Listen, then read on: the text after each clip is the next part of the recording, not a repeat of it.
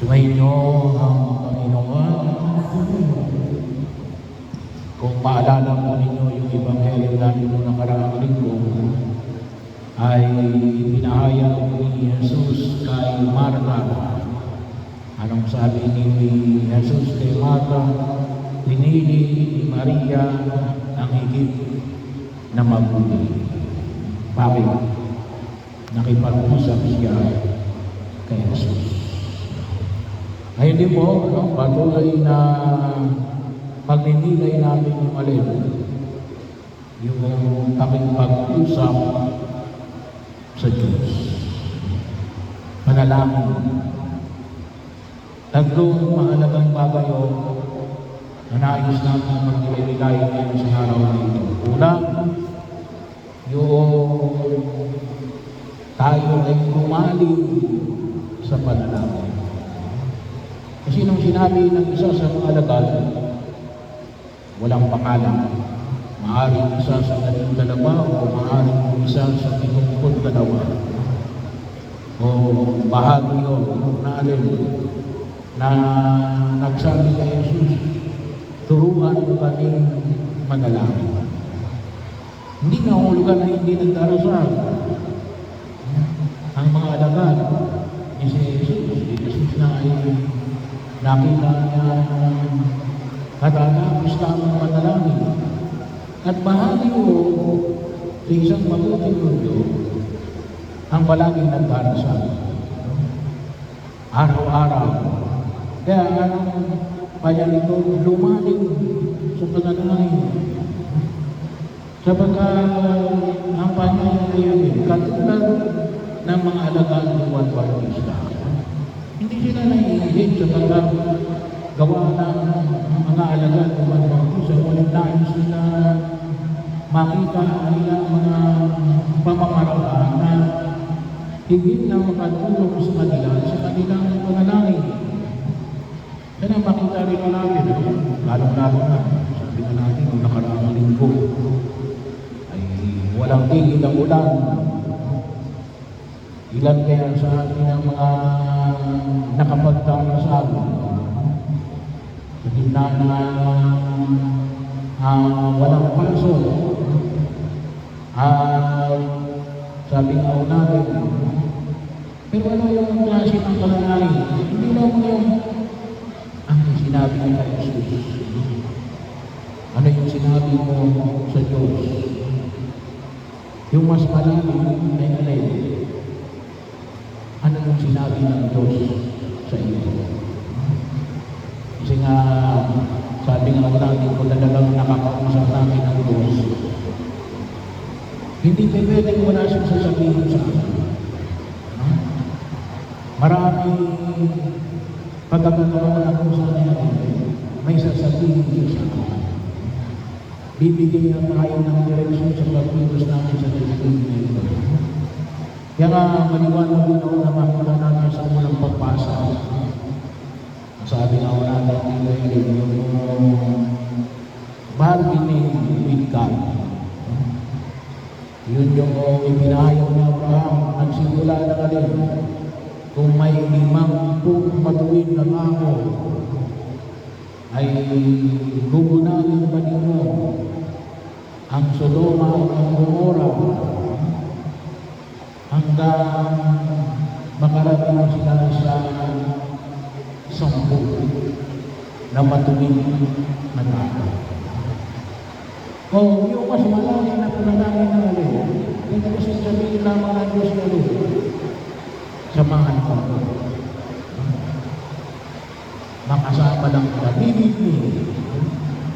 Ito yung panalangin natin ay mga mistiko. Mga mystics. Ano yung panalangin? Makasama mo lang ang Diyos. Yun lang ang pumaalit ng pwede sa buhay ng pupulong kapal. Samahan mo ako. Kaya nga, sabi ako natin, ano pa rin sinabi sa atin ng Diyos? Hindi na yan ang bawat isa lamang na nakakaalam. Kasi sa bawat isa sa atin sinabi yun. maging maliwanag na rin natin, no? Na yung sinabi sa inyo ng Diyos ay yung higit na makabubuti para sa iyo, no? Do not expect na baka sabihin sa akin ng Diyos, yun ang sabihin mo sa tao ito. No? Hindi, no? More sa iyo, hindi para sa iba. Pangalawa, ay yung pagiging matyaga. Yung sa sangkuhay nakalagay na hindi pamimili, kundi matyaga.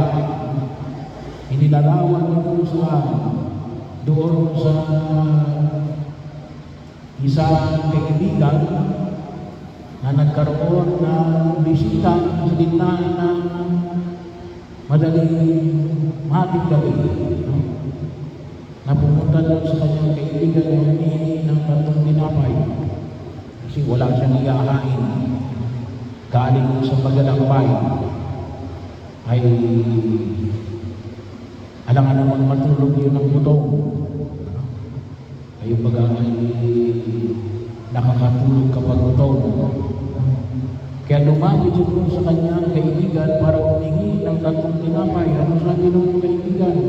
Hindi na kayo mapagbibigyan sapagkat natulog na kami noong unang panahon. Kapag iniisip mo yung ama ng bahalan, lahat mag-iisip. So, no, tawagin natin yung malaking abala. Pero, matyaga. Matyagang humingi ng tulong ang kaibigan na pagbigyan siya ng 3 tinapay. Napakahalaga ko yung pagkakataon sa panalangin. Kaya dito nabubuo yung tinatawag namin dibusyon, pagpapanata, bahagi yun. Kasi baka akala ng iba, yung panalangin ay 1 click. Kung minsan may nagsasabi pa na, baka ito yung sagot ng Diyos sa mga panalangin ko. Tumama na isang bagay na hindi ka naman tumaya. Ang pag-isip may nagtetext sa iyo, mayroong tumama ka ng ganito, ganyan, hindi ang email. Hindi sagot ng Diyos yun. Scam yun. Binibitang ka noon. Bahagi yun. Kasi kung isang ganun yung ating isipan, 1 click na masususunan yung ating problema. Hindi ko sinasabi na hindi pwede yun. Pero hindi yun ang normal. No? Baka nasabi ka natin ay gusto mo magkaroon ng sukod, nakakita ka ng sukod sa isang upuan. Hindi sa kanya ng Diyos sa iyo, may may-ari yung cellphone. Ibigay mo doon sa pinakaukulan kasi hindi para sa iyo. May iwanan mo dyan. Pero hindi ka na, yung pagkakakain, sinasala. Sinasala kung ano yung talagang kailangan natin. At doon, pinagpintibay yung ano, yung kung ano talaga yung pinangalis natin sa harapan ng Panginoon. Doon talaga makikita natin, ito ay tunay na bahagi ng iyong panalangin. Hindi ito gawa lamang ngayon. No? Ang tawagan natin ay random na pangyayari. Yung tinatawag natin ng isa dito. Siniswerte ka lang. Hindi yun. Wala akong swerte sa atin. Ipinagdadasal at ipinagkakaloob ng Diyos. Pangatlo, yung dakilang katanungan ng Diyos. Kung isa no ay anong sabi sa banal ng kasulatan?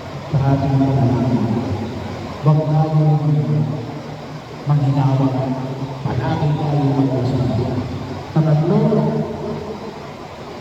nawa makita ng mga yung higit na kagandang ng Diyos na na nais na makamit natin ang kanyang pagkakas.